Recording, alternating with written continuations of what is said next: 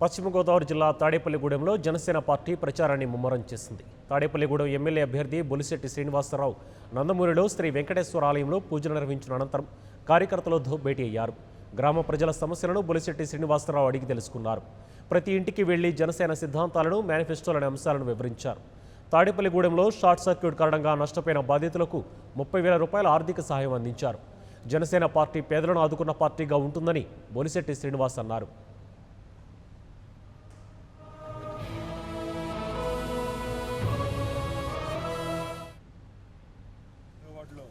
అల్లు వైడియా వారి కుటుంబ సభ్యుల నివాసం దురదృష్టవశాత్తు అగ్ని ప్రమాదానికి రాత్రి గురికావడం జరిగింది. దేవుడి దయ వల్ల ఇంట్లో సమయంలో ఎవరూ లేకపోవడం, ఎటువంటి ప్రాణ నష్టం జరగలేదు. అలాగే పెద్ద ఎత్తున వారికి ఆస్తి నష్టం మాత్రం జరిగింది.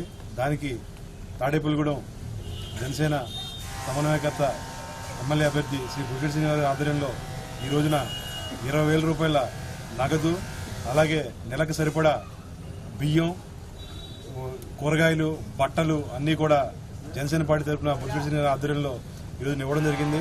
ఎప్పుడు ఏ విపత్తు వచ్చినా ముందుగా సహాయానికి నేను ఉన్నాననే బొలిశెట్టి సింగ్ గారు ఈరోజు కూడా వారి కుటుంబానికి సరిపడా ఈ డబ్బులు సరిపోతే వారికి ఇంకా ఏమైనా కావాలన్నా కానీ ఆయన సహాయం చేస్తానని ముందుకు రావడం, అలాగే ఎప్పుడు ఏ విపత్తు వచ్చినా ముందుగా ఉండే శ్రీని గారికి ఇలాంటి సహాయ సహకారాలు మరిన్ని ముందు చేస్తారని చెప్పి, ఇలాగే వీరికి జనసేన పార్టీ ముందు కూడా అండగా ఉంటుందని చెప్పి తెలియజేసుకుంటూ 6వ వార్డులో అల్లు వైడియా వారి కుటుంబ సభ్యుల నివాసం దురదృష్టవశాత్తు అగ్ని ప్రమాదానికి ఇంట్లో దురదృష్టవశాత్తు అగ్ని ప్రమాదం సంభవించి మొత్తం యావత్ కుటుంబం అంతా కూడా రోడ్డును పడిన సందర్భం మరి చాలా దురదృష్టకరం.